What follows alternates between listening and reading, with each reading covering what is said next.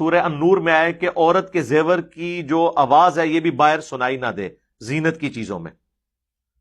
تو جو اللہ یہ مزاج رکھتا ہے کہ وہ عورت کے زیور کی آواز کسی غیر محرم کو سنوانا نہیں چاہتا کہ کہیں اس کی وجہ سے لوگ اٹریکٹ نہ ہو، وہ چہرہ جو سب سے بڑی زینت کی جگہ ہے اس کو کھولنے کی اجازت دے گا.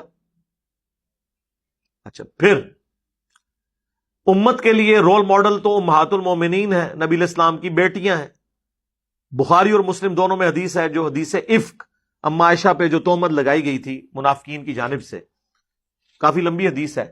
اس میں جو اما عائشہ پیچھے رہ گئی تھی تو وہ پھر اسی جگہ پہ بیٹھ گئی تاکہ وہ قافلے والے واپس ایک صحابی کو حضور وہاں پہ چھوڑتے تھے کہ اگر کوئی سامان رہ گیا تو وہ سمیٹ کے لے آئیں. اتنا بڑا قافلہ ہے تو ظاہر ہے اوور لک ہو جاتی. اما عائشہ وہیں پہ بیٹھ گئی تاکہ وہ شخص دیکھ لے.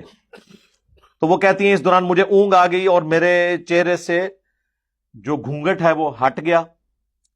تو اس صحابی کی نظر مجھ پہ پڑی تو انہوں نے پڑھا انا للہ و انا الیہ راجعون. تو اونچی آواز میں جب پڑھا تو میں نے فوراً سے چہرے کا پردہ کر لیا. اور اما عائشہ کے الفاظ ہیں کہ اس نے مجھے اس لیے پہچان لیا کہ اس نے آیت پردہ نازل ہونے سے پہلے مجھے دیکھا ہوا تھا. تو اس کا کیا مطلب ہوا کہ آیت پردہ کے بعد امہات المومنین پردہ کرتی تھی. اب یہ وہ حدیث ہے جسے غامدی صاحب بھی مانتے ہیں، لیکن وہ کہتے ہیں یہ پردہ کرنا صرف امہات المومنین کی خصوصیت ہے. بھئی امہات المومنین تو ہماری مائیں ہیں، اس کے باوجود پردہ کر رہی ہیں، تو باقی تو شاید ہی کوئی نہیں.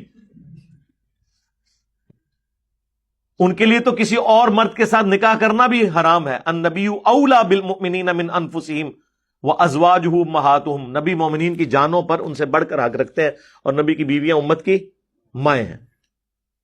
تو اس طرح کی کہانیاں نہ کروائیں کہ جو پھر ایکسیپٹیبلٹی جنہیں نہیں ملتی. تو چہرے کا پردہ ہے. ہم یہ اس قسم کے جو لوگ چہرے کا پردہ کھولنے کی، میں تو کہتا ہوں اب یہ پرفتن دور میں اگر کوئی شخص